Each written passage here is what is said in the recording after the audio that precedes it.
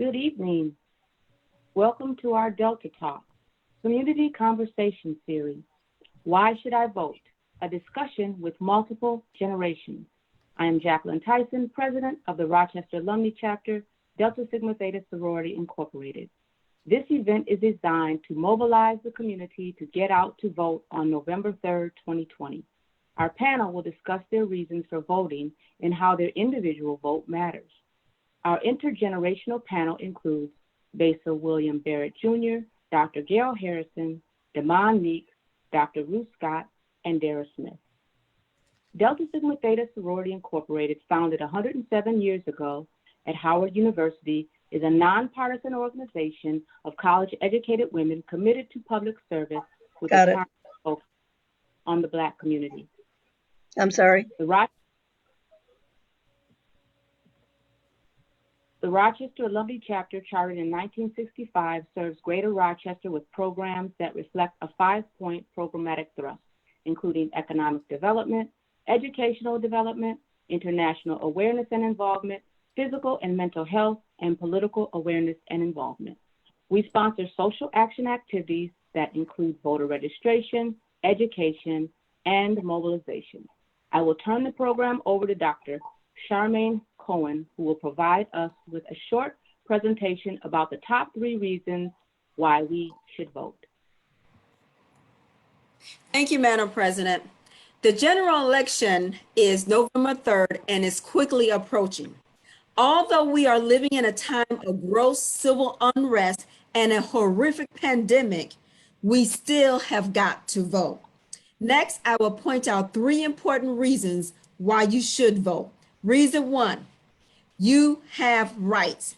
There were laws developed so we African Americans can vote.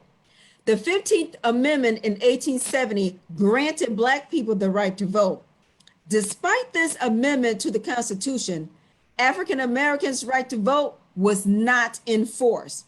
So then there was the Civil Rights Act of 1964. This act embraced Blacks as full citizens with equal rights, which meant being able to vote.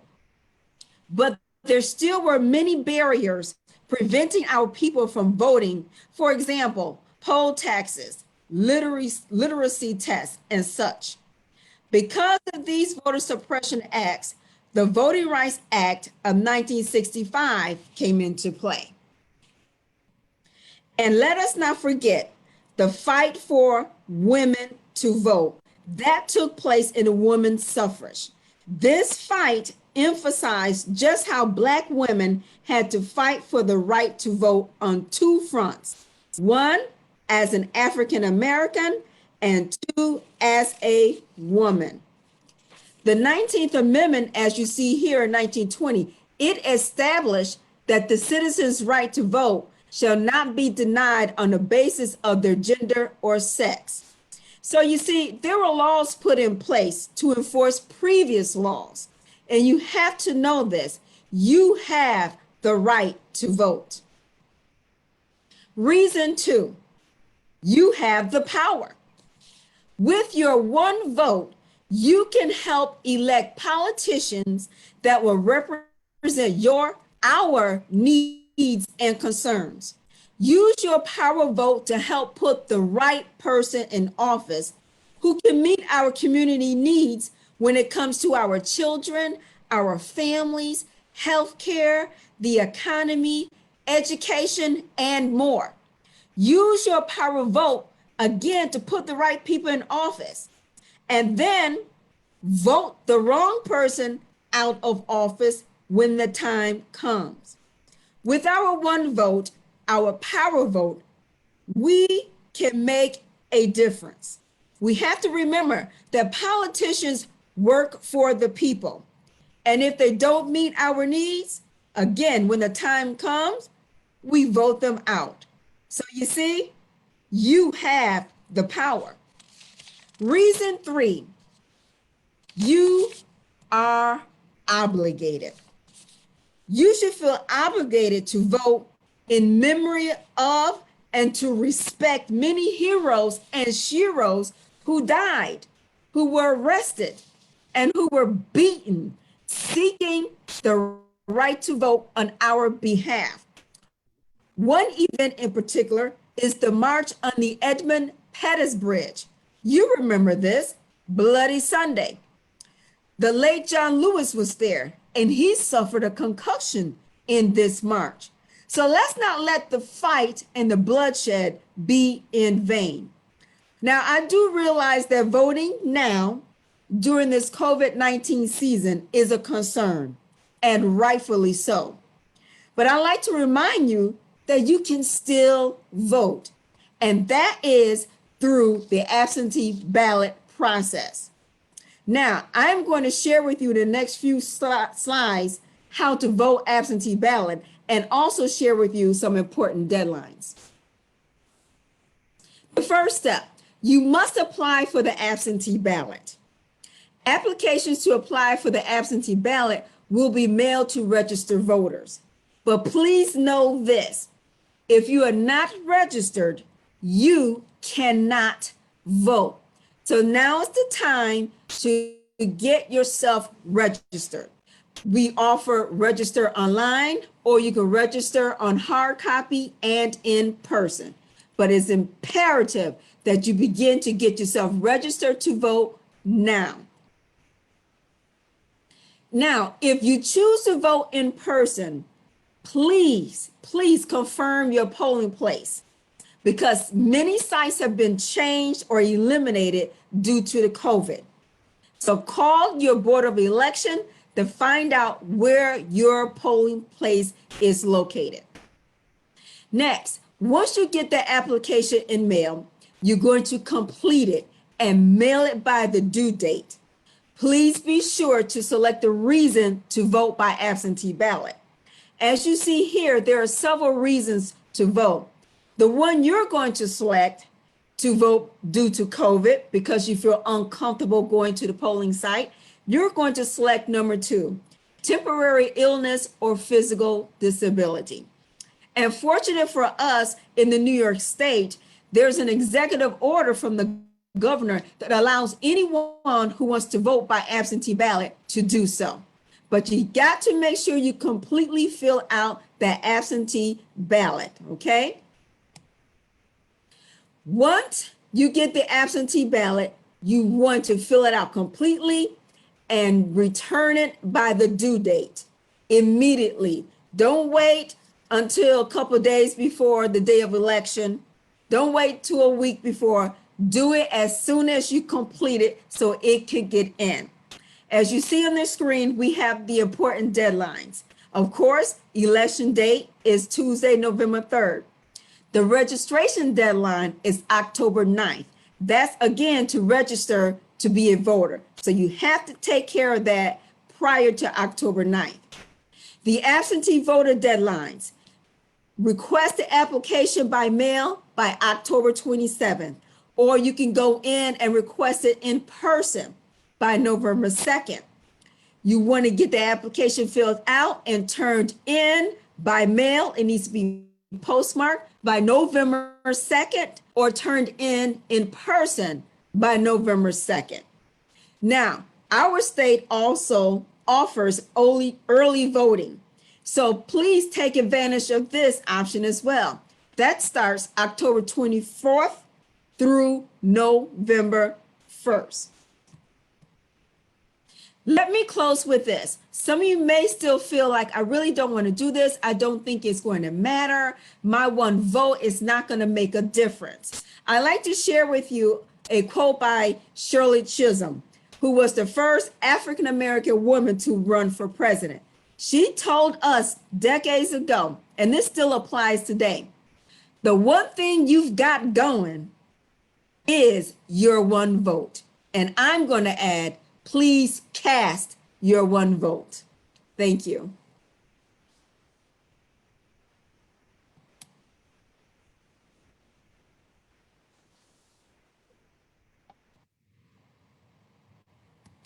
Unmute yourself, please. Thank you, Dr. Cohen, for the wonderful presentation you Awesome presentation. Thank you. Thank you. And so I'm Donna Harris, the Social Action Co-Chair for the Rochester Alumnae Chapter. I will be facilitating tonight's discussion with our multi-generational panel. And so I want to introduce each person and give you some background. I will first introduce Dr. Ruth Scott. She grew up in a small town in Albion, Michigan, midway between Detroit and Chicago. Her father was a social activist who insisted that the city fathers either improve the substandard segregated school or close it. After leading a keep your child home strategy in the 60s, the city fathers closed the school. Among other firsts, Dr. Scott became the first African-American citywide council member in Rochester, New York, first president of the council, and the first African-American to be a regional bank officer in the city. Her father's advice was, you are either part of the solution or of the problem. She chose to be part of the solution. This led Dr. Scott to open many doors in our city for people of color. She holds multiple degrees, including 2 honorary doctoral degrees, 1 in sociology and 1 for her life's work, and she is a proud member of Delta Sigma Theta sorority. Next, I want to introduce Dr. Gayle Harrison. Dr. Harrison was born in Oakland, California, and lived in Massachusetts, Tennessee, Arkansas, and now New York. She received her PhD in developmental psychology from Boston College. Dr. Harrison has worked in private practice, in schools, and hospitals. She has a specialty in autism and behavioral disorders in children. She recently retired from the Rochester City School District and now actively serves Church Baber AME as the chair of their Social Justice Commission and also serves as the president of ROC Act. The next panelist is Damon Meeks. Mr. Meeks is a native of Rochester, New York. He is the Assemblyman-elect of the 137th Assembly District following his victory in the June 2020 Democratic primary.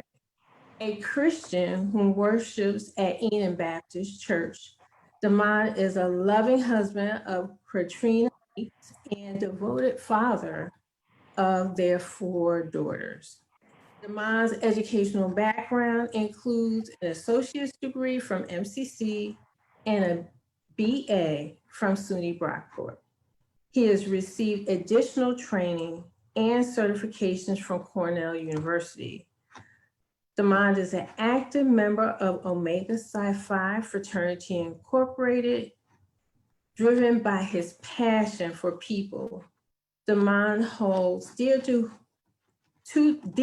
heart, the king will reply, truly I tell you, whatever you did for the least of these brothers and sisters of mine, you did for me. That's from Matthew's 25th chapter, 40th verse. As a vested member of the Rochester community, Damon is an advocate for social justice and the empowerment of youth. Our last panelist is Derra Smith. Derra L. Smith is a native of Rochester, New York, and a current member of the Rochester Alumnae chapter of Delta Sigma Theta. Derra is a recent graduate of Nova Southeastern University, where she obtained her master's degree in criminal justice and a focus in juvenile delinquency. Derra currently holds the position as crisis intervention specialist for the Center of Youth here in Rochester, where she advocates for at-risk youth within the schools and community. Derra is grateful to serve the greater Rochester community. So I want to thank you for participating this evening. We've developed several questions for the panelists that we provided to them, and we'll give you about 2 minutes for each response. I also want to tell the audience that you can actually provide some questions on the Rochester Alumni Chapter's Facebook page in the comments area. And we will look at that page and incorporate those questions in our discussion. So I want to welcome the audience that is watching right now.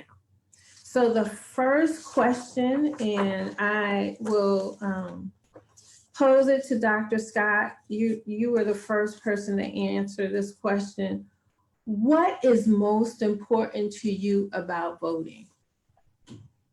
What is most important to me about voting is that if you don't vote, you're really not represented.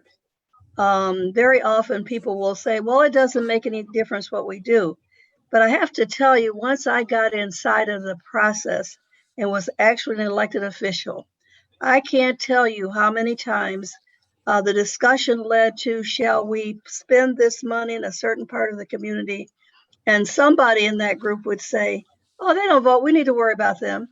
And then I would give them my speech, which I gave on many occasions. This is a part of the public trust, and you don't have any right to withhold money for the public trust. You have to do it. And sometimes I convinced them, and sometimes I didn't. But what I need to say to you is that the elected officials look at who votes and where, and it does inform whether or not you're going to get your due. And I think that is a most important reason for voting, including, of course, all the people who've given their lives to the process of making sure that happened. I'm wearing a t-shirt tonight, which celebrates the 19th Amendment. And on the front of my t-shirt, I happen to have a picture of Coretta Scott King. And she was one of those who worked very hard to make sure not only that we had the right to vote, but that the Voting Rights Act was also passed. And I think many people forget about her, partially because she was a woman and because she was a very kind woman, but she was a very strong woman. And she insisted on doing the work that was important to make this happen. Coretta told me one time that the men in the movement said to her after her husband was killed, you know what, you need to stay home with the children and let us take care of the legacy. And she said to me, what do you think, Ruth? And I said to her, what I think is that you simply have to do what you feel you need to do. Do you feel you're called to do this work? And she said, absolutely. Then I said, you got to do it. You got to do it. Those are my reasons for saying that it is most important for you to vote. Thank you, Dr. Scott. Dr. Harrison?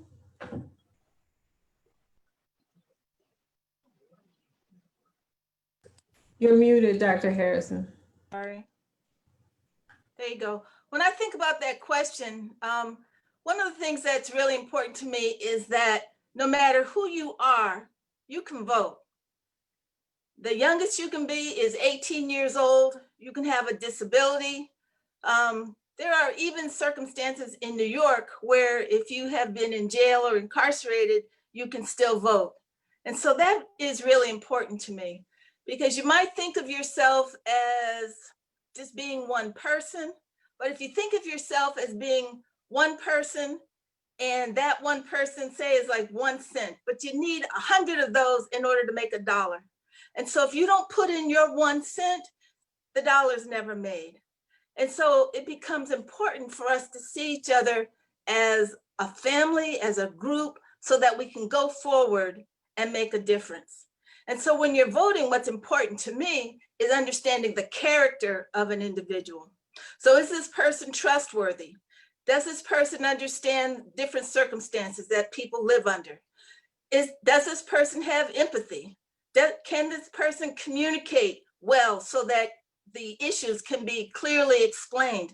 Does this person take time to listen to other situations? And does this person take time to listen when they don't know what it is that they don't know?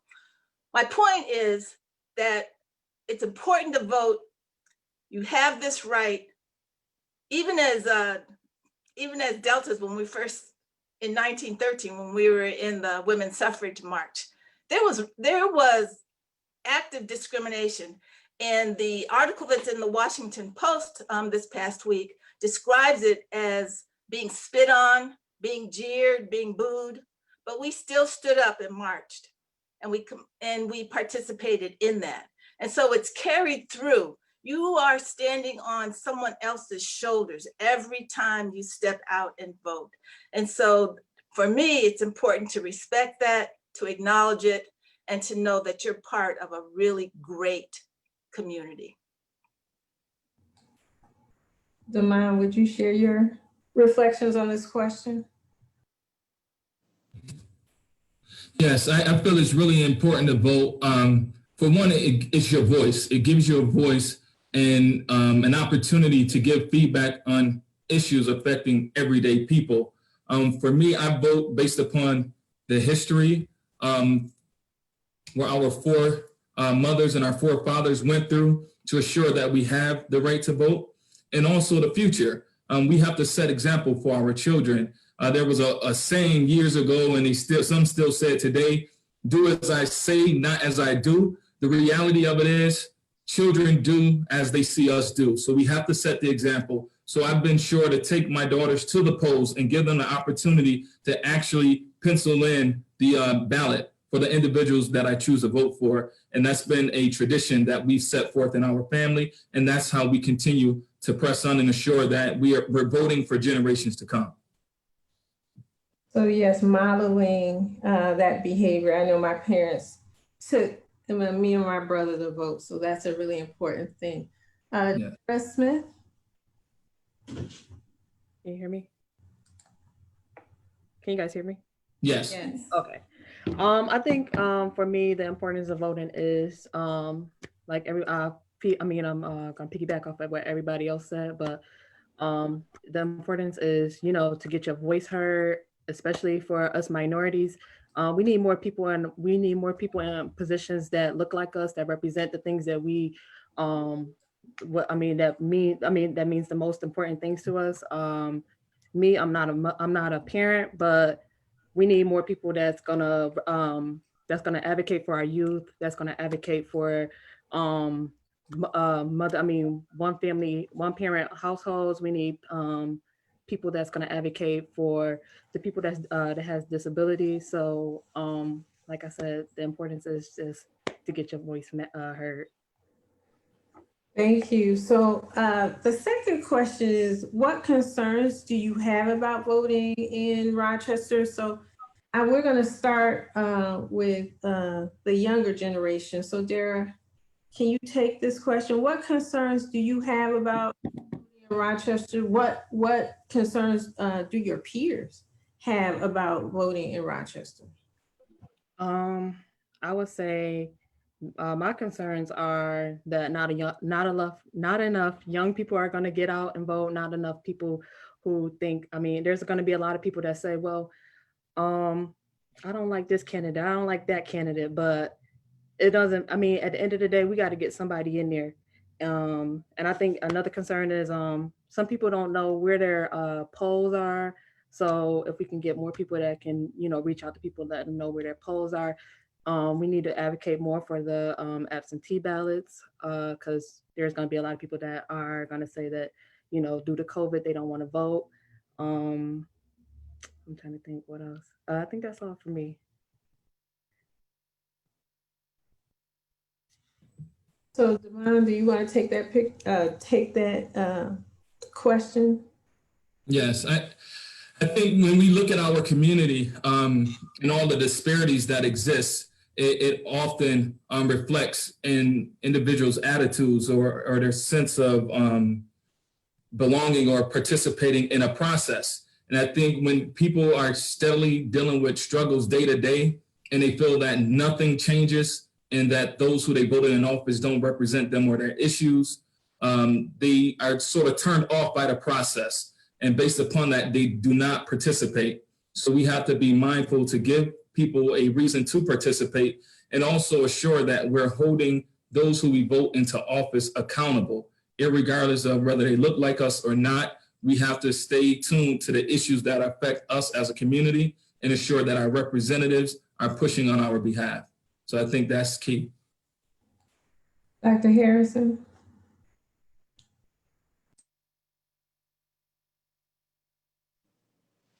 Thank you. Sorry for the pause there. What concerns do I have about voting? What concerns do I have about voting? Well, we've done a lot of going door to door and going to festivals to register people and going to supermarkets and getting people registered.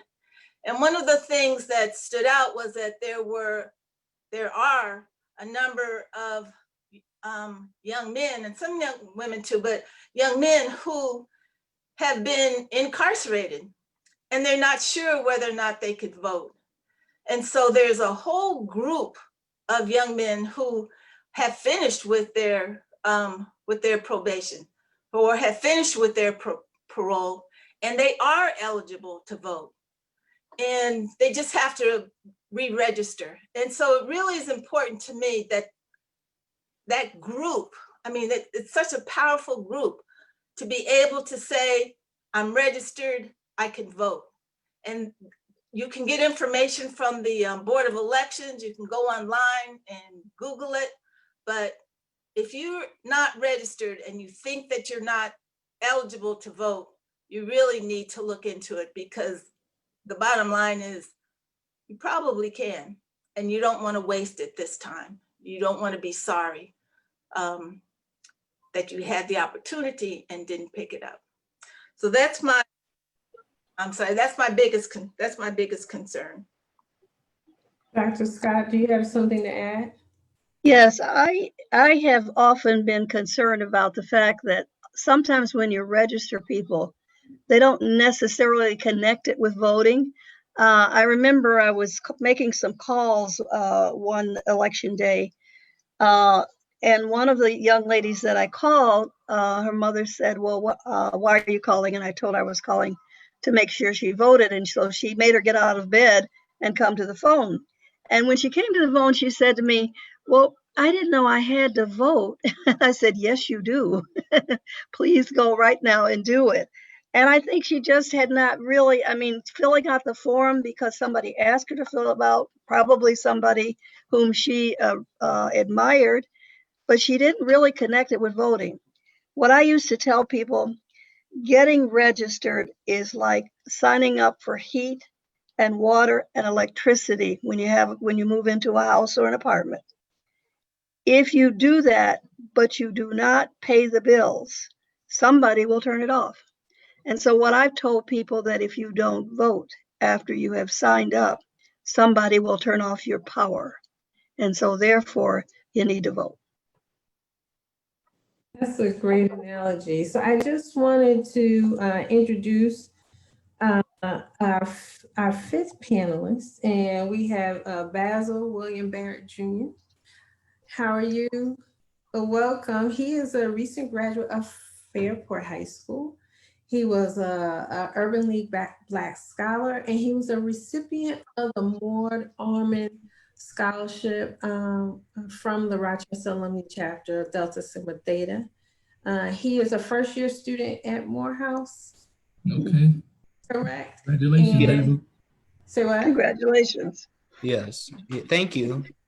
And his parents are the Honorable Melissa Barrett and Basil Barrett Sr. So we've started to work on the question about what concerns do you have about voting as a young voter, and taking the steps to participate maybe in your first elections, what concerns do you have? I would say the biggest concern that I have is probably voter suppression, and how that's especially going to play out this year with the presidential election. And given that a lot of people cannot go to the actual polling place and have to vote by mail with absentee ballots. And I think it's definitely going to be concerning, just, considering the fact that the postal service is being defunded right now significantly. So that's probably the biggest concern that I have. Thank you so much. So I'm going to move on to the third question. What do you believe are some obstacles to voting? So Basil talked about one, but Damon, I want you to go first on this question. What are some obstacles to voting?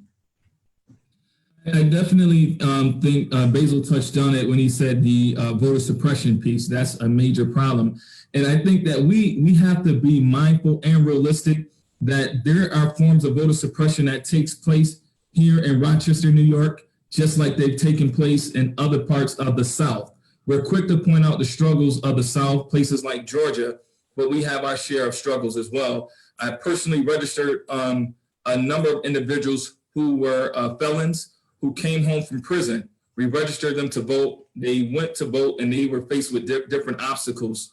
One individual, he just so happened to have his email synced with his telephone, where if he receives an email, it chimes and he responds to it. So he was able to go and vote this past primary at about 7:30 p.m. He had to go 2 different places to get some paperwork signed off on in order to go and vote. So I definitely feel that that's an obstacle. And we have to do our due diligence to make sure that we have polling sites that's readily accessible to people from all walks of life, including those with disabilities.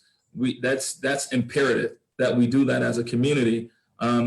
This last primary, there were some things that we just did not expect to encounter. And I think we have enough time to get things in order before the general election. And we all must step up as a community to assure that that happens, whether it calls for us volunteering spaces, some of the churches possibly, and other community spaces to assure that we have enough polling sites and enough polling staff to assure people are able to take advantage of their constitutional right. Thank you so much. Dr. Harrison? Thank you. I agree with both of the past 2 speakers. Voter suppression is huge.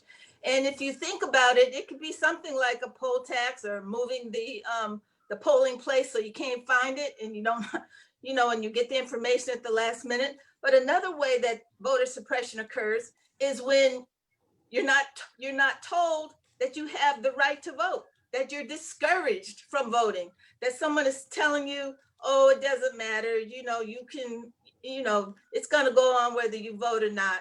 All of those kinds of verbal things that get into your head, that is another level of voter suppression. And so we don't want to be open to that. We want to be clear thinking. We want to be optimistic to know that our vote does count. And however voter suppression occurs or is presented to you, you knock it down and move on to vote. That's what I have to say. Derra, do you have anything to add? What are some obstacles for you and your peers to vote?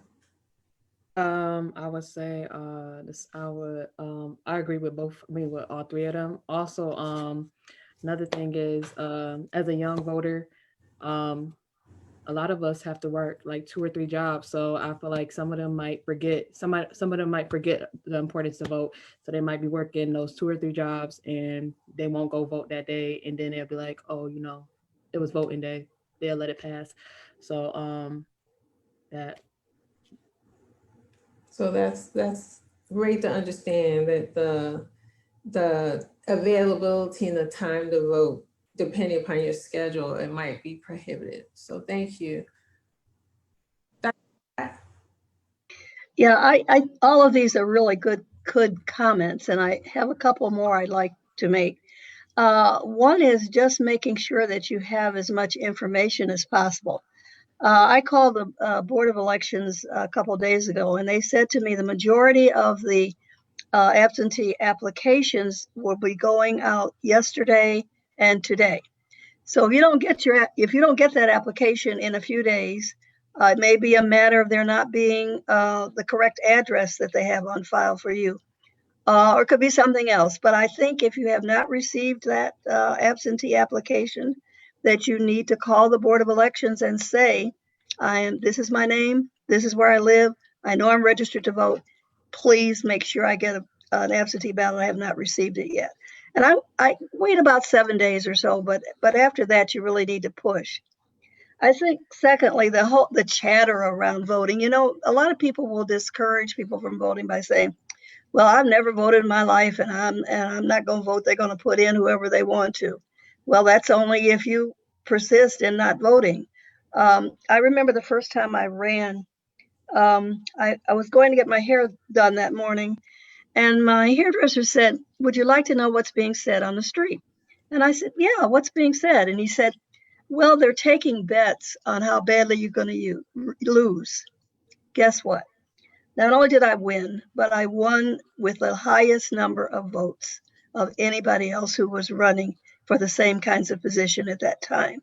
So sometimes you have to just sort of tune out the chatter that people are going to have around it for those who don't want to vote or who want to keep you from voting. I think also access to the polling place is very important. And I would suggest that we start kind of a push to the Board of Elections to make sure those places are accessible, especially at the Board of Elections. There'll be early voting days when you can go and actually vote at the Board of Elections, but there is no parking around that place. Maybe what we have to do is ask Lovely if there would be some way to make sure that there's parking in the front of the building on that date. But we have to keep doing things that tell people what our problems are. The last thing I will say, if you get into a polling place and they say you can't vote, they say they don't think you're registered or whatever, you can call the party office or which you are related to and tell them you want to vote by affidavit, which means they will send a lawyer out to the place where you are, and you can fill out a form which says, yes, I am registered to vote and I am voting. And then those affidavits have to be counted. Thank you. So make sure you have as much information as you can get. So I think one of the things, we're going to have another session about voting and the voting process. Dr. Scott will definitely include that information as well, because we want to make sure people have all the information they have to access voting. So Basil, do you want to take this question? You started off the question without asking, by answering another question, but what are some of, from your point of view, what are some obstacles to voting? Well, first I just want to say, sorry everyone, my class ran a little bit late today. But I would say personally from a youth's perspectives, in terms of voting, I would say there's a lot of what was previously talked about. I would say that people are just more, especially young people, they're worried that their vote won't count, especially when it comes to national elections. I would also say that another obstacle to voting would be making sure that people are registered to vote and making sure that people have the actual, the knowledge of how to get registered to vote and how to where they send their stuff and how they set up their their just how they're able to vote. How do they get registered? It's because young people don't necessarily have that knowledge in terms of how to register. I would also say that another additional obstacle would be access to the polling places, because this was previously touched upon, but some people have to work, and I do think that I think it would be smart to have election days, especially national election day, or like a designated election day, nationally, that's people have off and don't have to go to work. I think that would be especially useful for people who work multiple jobs and whose work hours don't align with the 11 to 9 p.m. voting time, or 6 a.m. to 9 p.m. voting time. That's commonly used. And also just educating people on absentee ballots and the importance of being politically involved in their community and engaged in community politics and just especially their local elections, things like that. So are most of your peers registered to vote? I would say so, yes. And do you think they'll vote? I think there would be some people who won't vote, especially in like the national election. But I think the majority of people will vote. So, so you are 18, correct? Yes. And so how did you learn, or how did your peers learn that their vote didn't count or may not count? I would say in terms of especially national elections, I would say people, they might not be happy with the candidates, or they think that either one is bad or they're not doing enough. And at this point, I'm just really talking about presidential elections. I would say that young people, I would say young people want to vote when it comes to local elections. They just might not be, I guess, educated enough in terms of how they get their registration in time, or how they send an absentee ballot if they're not unable to come in and vote in person, or they just might miss it by chance, which is another whole nother issue. But I think people, for the reason, I would say that most people want to vote, but I would say that some people hear a lot of misinformation on social media, which discourages them to vote. Thank you.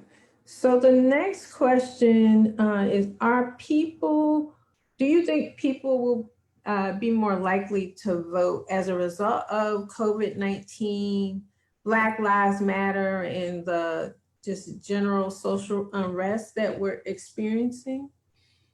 So we'll start with Dr. Scott again. I would hope that they will vote.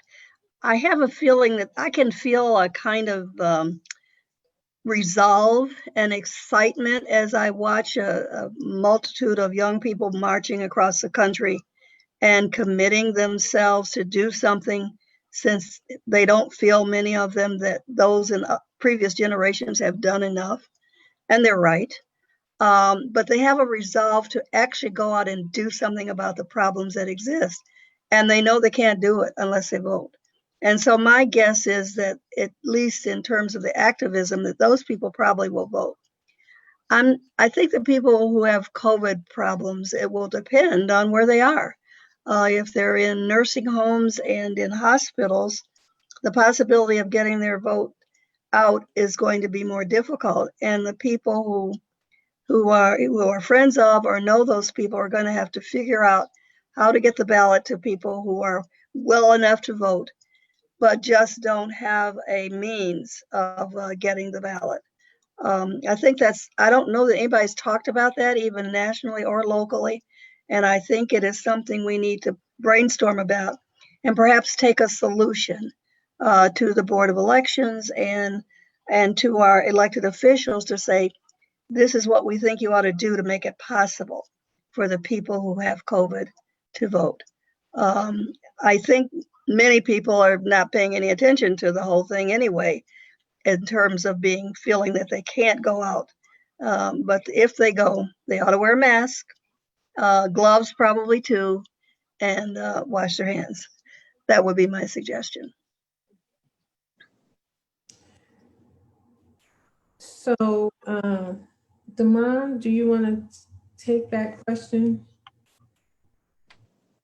Yes. So as it relates to COVID-19, I think when it comes to people participating in the voting process, my background being in labor, what we often find is that the best organizer of the workforce, or those who motivate the workforce, is an employer that doesn't respect the work of the people.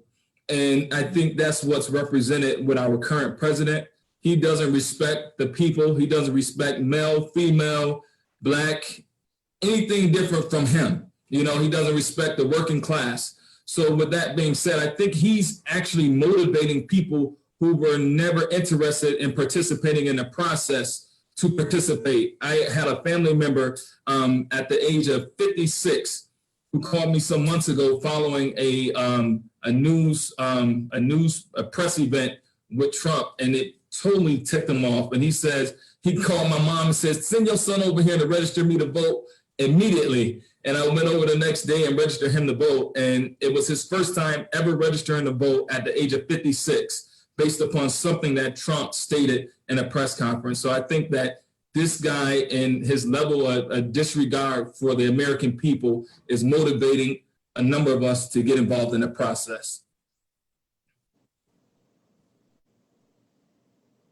Derra, do you have something to add? I think with all of the current events, with all of the current events that happened during the COVID-19, with Breonna Taylor and others, other minorities, I think that more millennials and Gen Z are going to be out there, are going to be out on the front lines voting, because they were the ones who were on the front lines during the Black Lives Matter protests. So I think that they're ready to, voice their opinion even more through the polls. So I want to move to Dr. Harrison, but Dr. Scott, did you have something else to add? You're muted.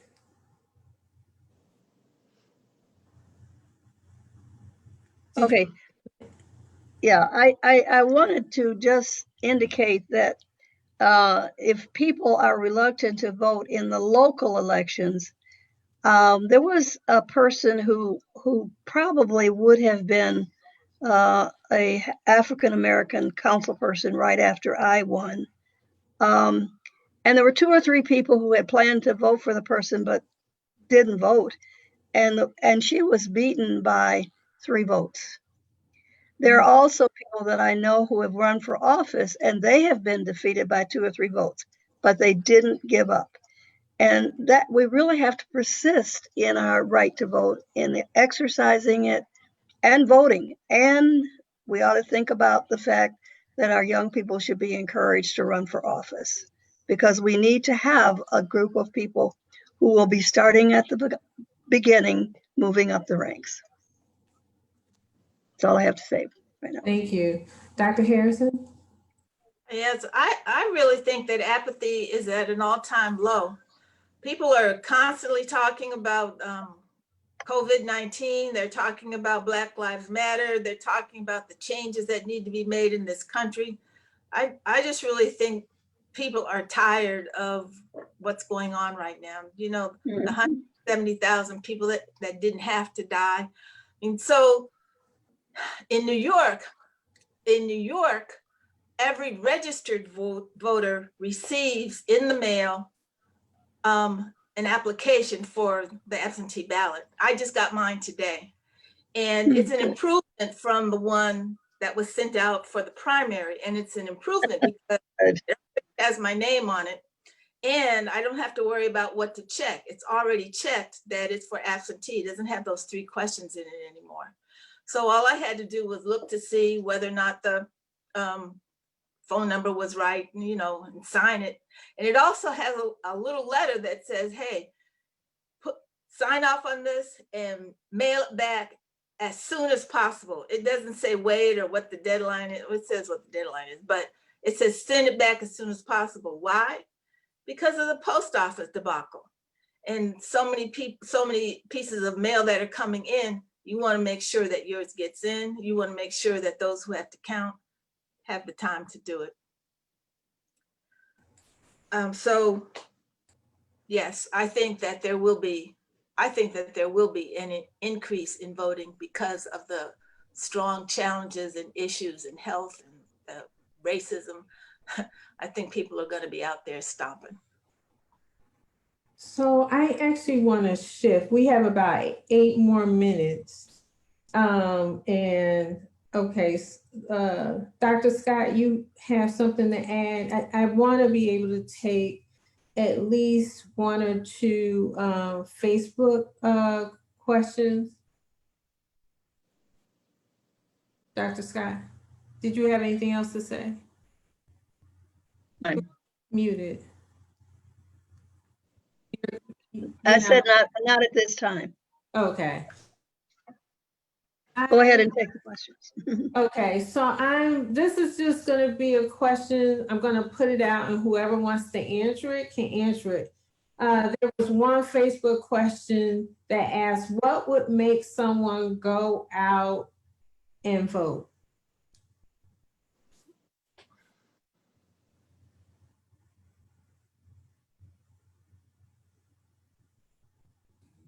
I believe that's something we touched on earlier. Like, why do you vote?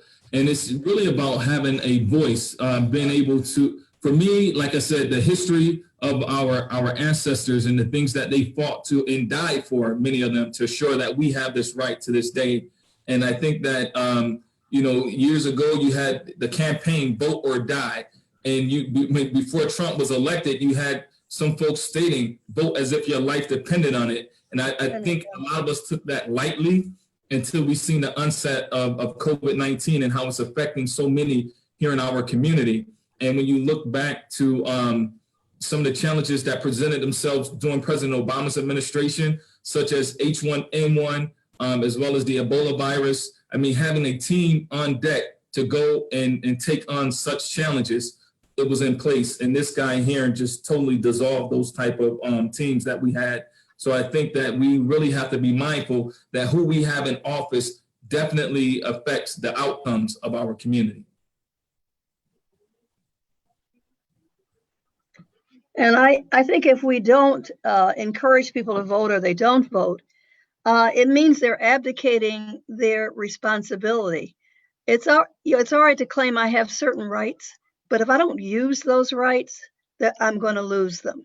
And not only will I lose them, but future generations will lose them. So I think it is important to go and vote. And I think it's also important to understand that you're just enjoying the privilege of citizenship, because it is also not just a right, it is a privilege. And we want to make sure that those people who died and fought and were hurt, that didn't happen in vain, because we have an obligation to them and to the future, so that young people will not have to go through all the things that we've gone through in the past. But unless we vote, we will not have a chance. In addition to voting, we have to make sure, when people say hold people accountable, what does that mean? It means continuing to talk, tweet, send messages to people as they get involved, so that as they get elected, so that they know what you're thinking right along. Don't wait until the next vote and say, I'm going to vote him out because he didn't do what I wanted him to do. Sometimes the knowledge that we have is very limited, and we expect people to do things either that they can't do or that they're forbidden to do in the place where they have been elected to. So I just think it's important for you to continue the process of being active. And what I'm seeing in the streets now, I think that's going to happen, and I'm excited about it. Can we take one more comment for this question? I have a final question. Well, I would just like to encourage people to be a part of history. You know what happened when Barack Obama was running. I mean, people went out and voted. When you feel something and you know that it's a part of who you are, you get out there and you take your stance and you say, well, this is my one vote and I'm going to use it. And we are at that point now in history. This is going to be a historical vote, and each and every person needs to be a part of it. So that's on the national level, but Rochesterians have also shown up when we voted for the Police Accountability Board. That vote, people came out because it meant something to them. You could identify with what the problem was. And so that vote came out, what was that, 75%, that bill passed at 75% of the voters. That's phenomenal. That's historical. And we can do that again with this national vote that's getting ready to come up. We can make a difference. Each person can make a difference. So I think one important thing about the Police Accountability Board legislation was that there was a lot of boots on the ground. And so it does suggest that we really, African-American organization, League of Women Voters, we really have to talk to folks and go into the community to provide information that people may not have. So I want to pose one last question that came from Facebook. The question is, what policies should we as a community be concerned about or look to our lawmakers to address? And so I want to give this to our young folks to start off with. Basil, do you want to start off with this? Sure.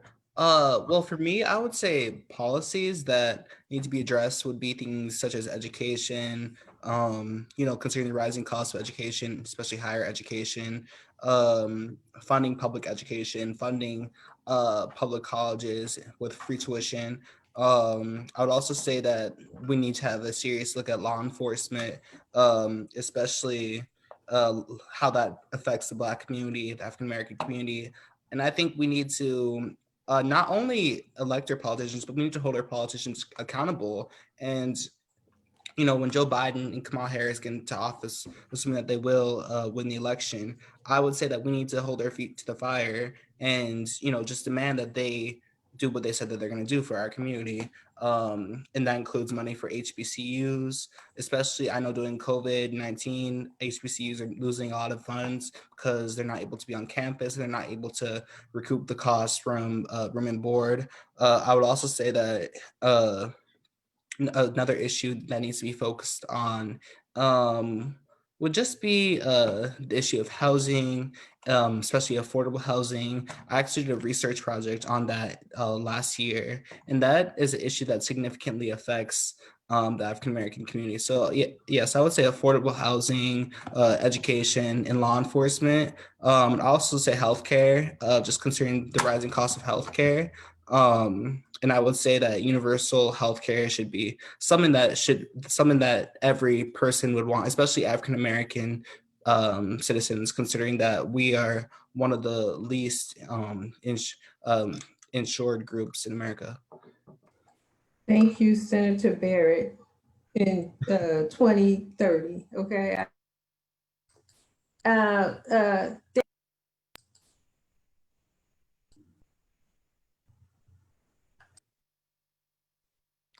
So I agree with Basil. So for the past couple of weeks, I've been attending Enon Baptist Church on Sundays. They've been having this Black Solidarity, and the three focuses have been education, equity, and economics. And in the Black community, we definitely need to focus on those three. Education, because if we everything falls back on education. If we don't have the knowledge, then how can we move forward? For economics, we need more policies. Well, we need more policies for housing and stuff like that, housing authority and everything. We need more black house owners. Economics, we need more black owned businesses and stuff like that. So we need more people in positions that relate to us, that understand us, that want to focus on the 3 E's.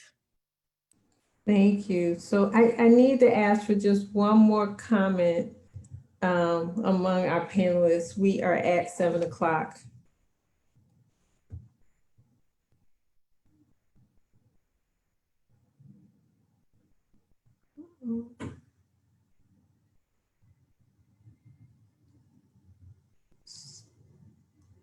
Dr. Scott?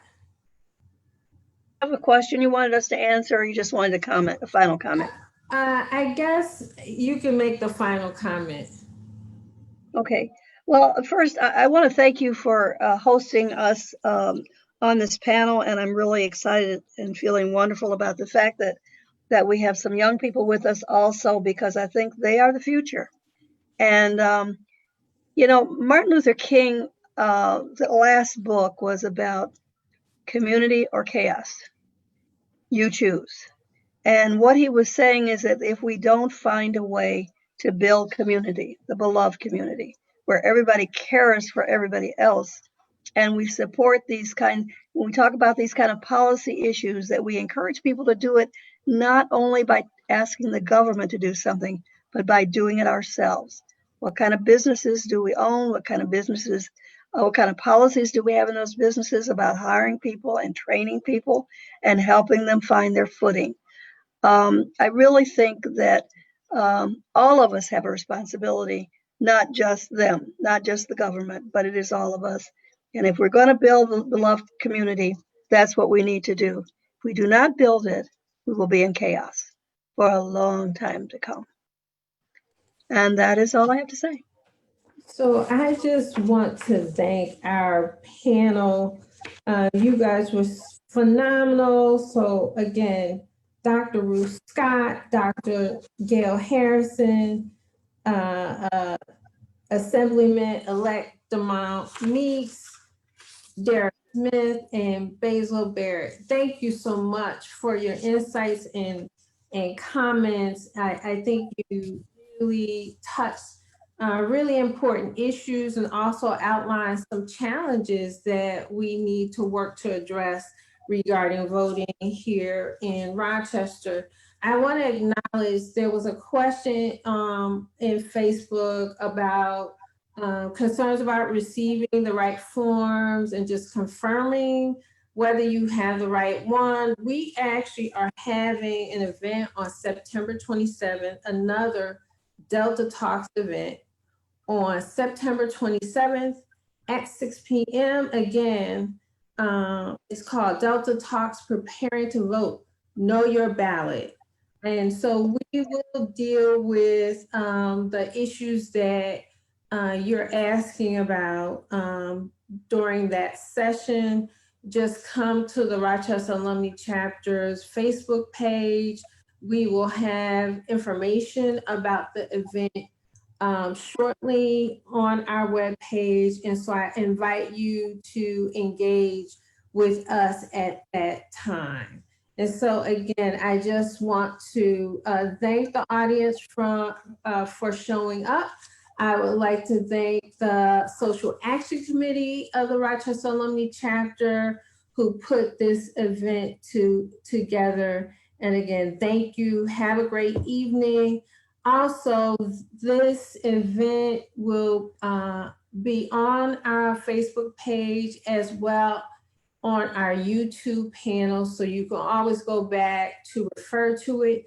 We also have YouTube videos that outlines how to register to vote, as well as filling out the absentee ballot. So those are for you to understand the process and share the information with others in the community. Again, thank you and